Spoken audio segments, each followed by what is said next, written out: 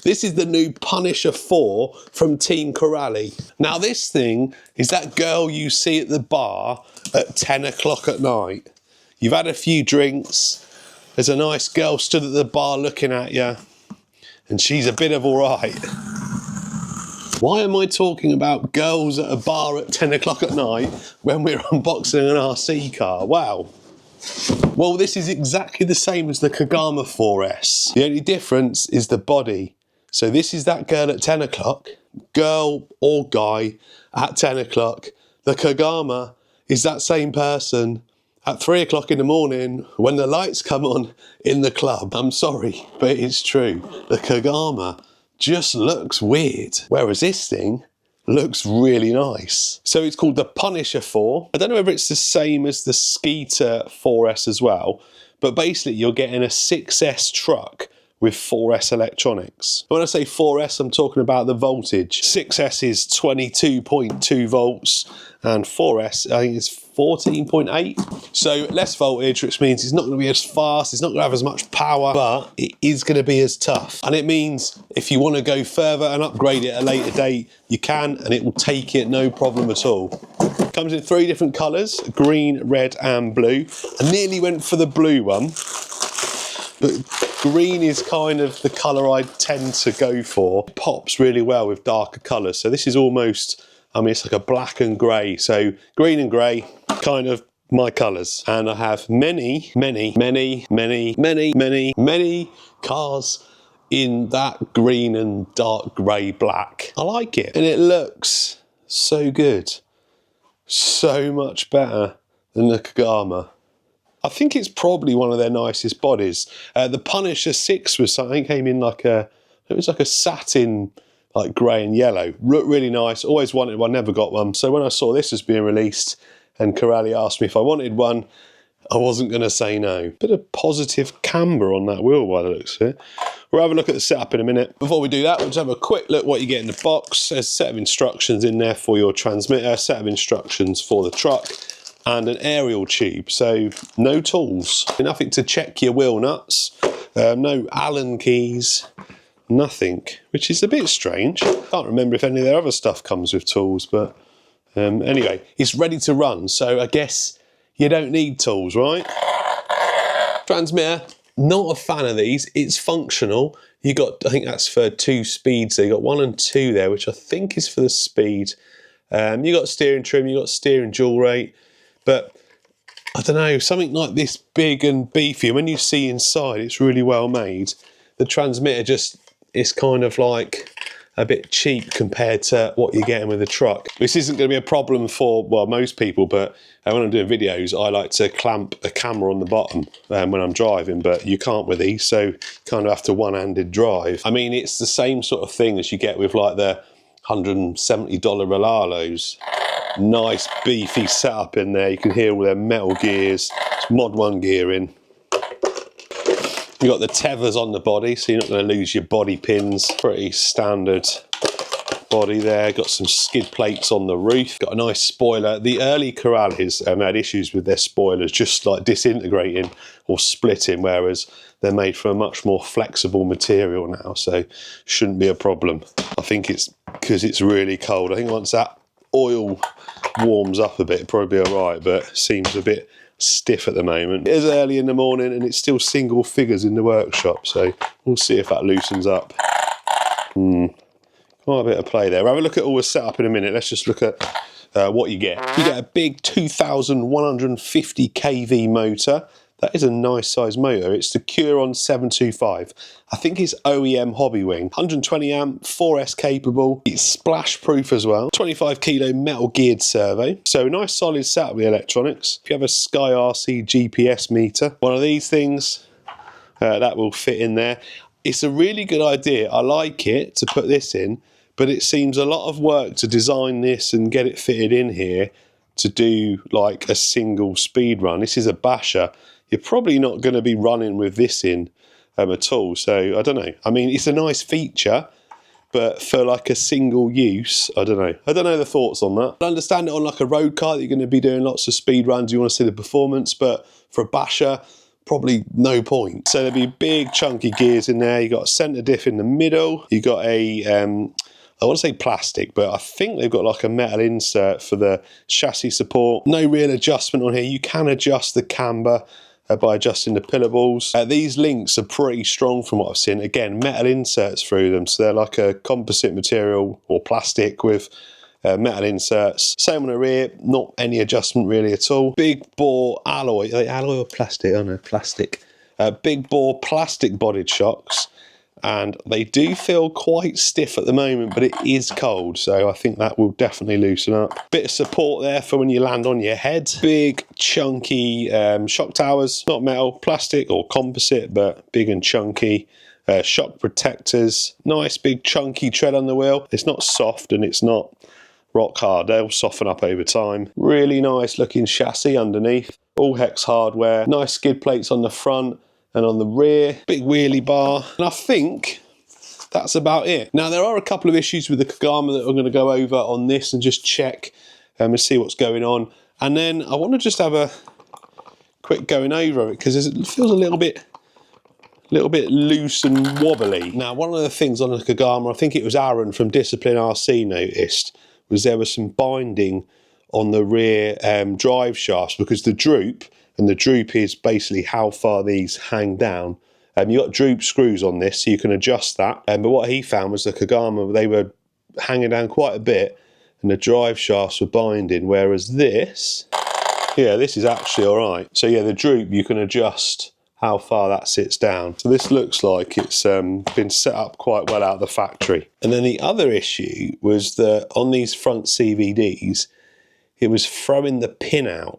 Now, even though it's got these like little clips that cover it, and what was happening from what I saw was the pin was like getting thrown out, but these clips were staying in place.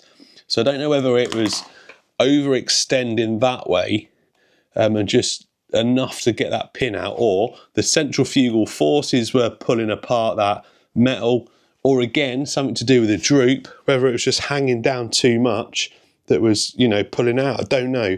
Corelli are looking into it, but again, they're not 100% sure on why it's doing it. I'm not going to change anything, or I'm not going to put, you can put some like heat shrink round them. There's a few little fixes. I'm not going to do any of that. I want to run it stock out the box, really. I mean, it's ready to run. You don't get any tools with it, so we're just going to run it as is. Apart from I might do something about that. What that is the pillar balls, which basically go into this like front upright or front hub, whatever you want to call it. You can adjust them, and these are a little bit loose. There's a fine line between too loose that there's play in it, but then too tight that the steering will bind up or be stiff. So I am, well, that side's not too bad. This side, however, it's definitely got too much. You can actually hear it knocking as well. Now, another Corelli problem in the past was getting wheels off. Have they made them better now? Probably not. Do not recommend doing, oh, there we go. Not as hard as they used to be. I think the last one I had to heat the rim up in the middle to soften it, just to try and wiggle them off. So to tighten these, I think that's an 8mm. Just literally tweak these up. Sometimes you have to tighten them up and then back them off a little bit. There we go. That's better. So there is still a little bit of forward and backwards play, but that's in that top arm there. Still not sure on that camber. Maybe actually when it's compressed it pulls it in a bit more, yeah. We'll leave it. Not going to try and do anything else. Let's get a battery in it, see how fast it is, go give it a bit of a bash about, and then see. Diffs fit right. And then see if there's any slight tweaks we need. And I'm talking more about the gearing. I've seen that these aren't that fast, so we'll see how it performs. We'll run as is, and then I might gear up a bit and then go again. So box says it's a 45. I've had a look in the, oh, it's got some punch. Anyway, 45 on the box. In the manual, gives you a little graph for the 3 different gear types. Stock out the box is 13 tooth. Come on, satellites. Come on, where are you? Where's Elon Musk when you need him?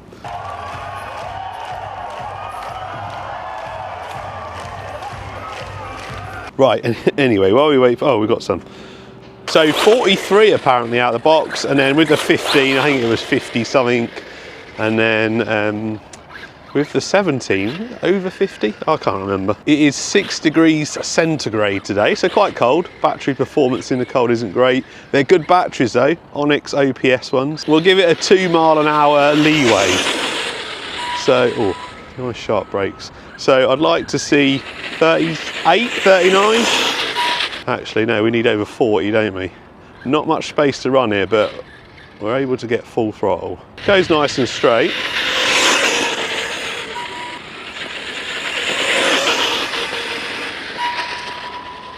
Oh, time that just right. Stop! It's got loads of punch. Really hooks up and goes. Come on. Oh, 39, not bad. Nearly 40 mile an hour. Give the temperature a little tweak and you're going to be over 40. That's not as bad as I thought it was going to be. Now, before you all start getting too excited in the comments about me saying 39 was better than I expected, that is still a weak speed for a 4S in this kind of, well, in this category. Now, price point, oh, it's definitely got a nice amount of punch, even though it's not the quickest. Now, in this price point, you've got the PD racing. There's nothing else really that's 4S for a similar price. Obviously, you've got the Armour 4S range. Right, we'll get onto this in a minute about the speed. Obviously, you've got the Armour 4S, more expensive than this. And then I suppose the Minimax, not Minimax, the Traxxas Max, even more expensive. The PD Racing out the box on 4S, done 57 miles an hour. Now you can shout about speed isn't the most important thing all you want. In a basher, speed is one of the most important things, because with speed comes control, i.e. air control. And if you don't have very good air control, then this happens. Oh my God, I couldn't have timed that better, could I? I was not meant to break it. Oh, that came across completely wrong. Well, that's the wing gone. Anyway, right, I'm not going to try and defend my poor driving then, but faster probably would have backflipped. This hasn't got the ability to do anything at that speed other than just try and use the brake. Oh, it wants to do big jumps, but you just can't. However, it does run nice on this surface.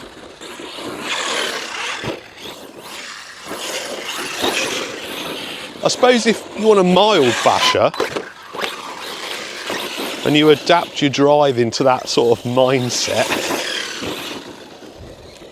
this thing's actually pretty good. I want to try and get a backflip with the right launch. Come on, you got this. No, just a solid straight jump.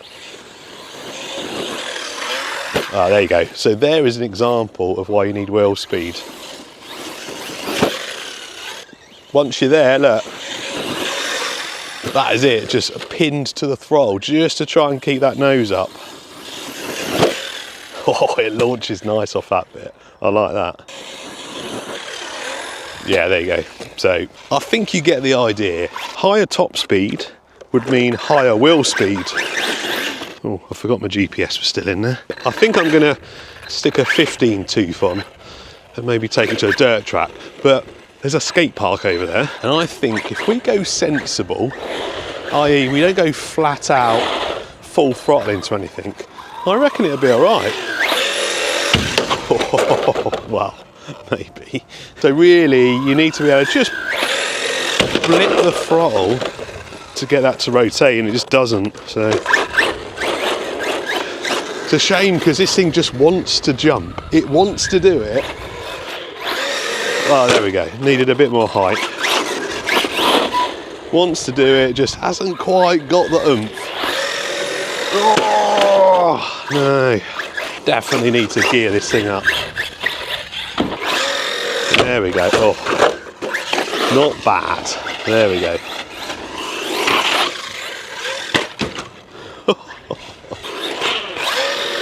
Oh, there we go. In the right situation, you can get it to rotate. Fine, it's a difficult one for me. I like it, but it's just, I don't know, it's just missing some aggressiveness that you want from a 4S. Right, I'm going to run this pack down, and I think we'll gear it up and then go find a nice dirt track. That's assuming it survives the rest of this pack.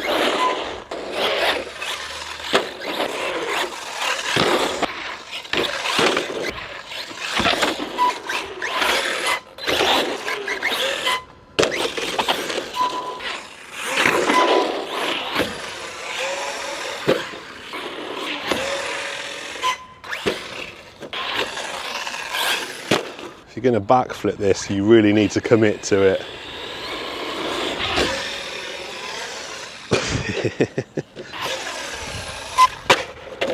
Oh, wow, that was a hard hit. This is definitely super tough.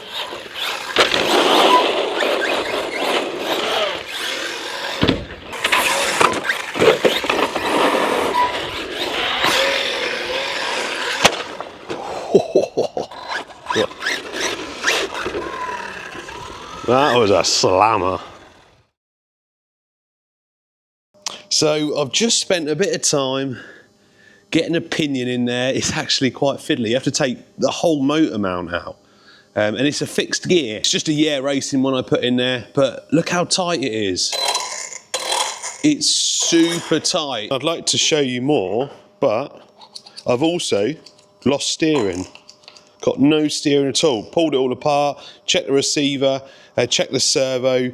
The servo works if I put it in a different port. So I think channel 1's gone on the receiver. You can tell it's super tight because the wheels, look, they just stop really easy. And that's the problem having a fixed position. If this was an adjustable motor mount, you could sort that. That is super tight. You could sort that out, no problem. So no steering, super tight mesh. So unfortunately it's got to stay here. I'm just prepping other stuff and going to the dirt track for a few hours. I was looking forward to taking this on the fast opinion. And it's a real shame because yes, it's not super quick out of the box. Getting the gearing sorted, it wants to jump. It wants to be a 4S beast. The punch and acceleration it's got, it really wants to do it. It just quite hasn't got the legs. Price point's good. Good solid truck. The Skeeter I've had was good. Just lacking that performance you want for something in this category. Obviously that's my take on it. Go watch some other videos, watch the Kagama videos, watch some more of this when they come out. You should always make your mind up on something on more than one person's opinion or experience. So go watch some more, go and watch some on the Kagama, and then you can make your mind up.